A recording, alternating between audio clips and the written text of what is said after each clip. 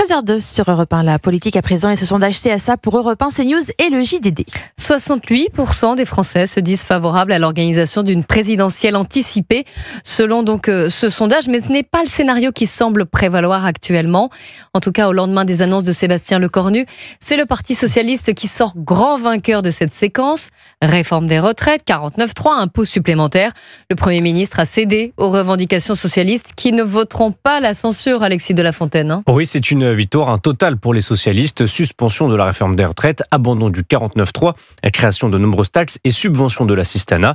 Sébastien Lecornu a plié à toutes leurs revendications, peu importe le tsunami économique que cela va engendrer. Les socialistes n'imaginaient pas une seule seconde obtenir autant de victoires. Alors Olivier Faure annonce sauver le Premier ministre sur TF1. Je souhaite effectivement que nous puissions avancer et donc nous ne censurerons pas dès la discussion de politique générale le Premier ministre. Ce que je veux vous dire ce soir, c'est d'abord que je suis heureux pour les 3,5 millions de personnes qui pourront partir à la retraite plus tôt. La motion de censure votée demain devrait donc être rejetée par l'Assemblée nationale, même si une dizaine de députés socialistes sur 69 veulent toujours la voter. Maintenant, Olivier Faure et ses troupes sont en position de force. Ils vont pouvoir continuer d'imposer leurs conditions au Premier ministre lors de l'examen budgétaire et ainsi faire adopter l'ensemble de leur programme.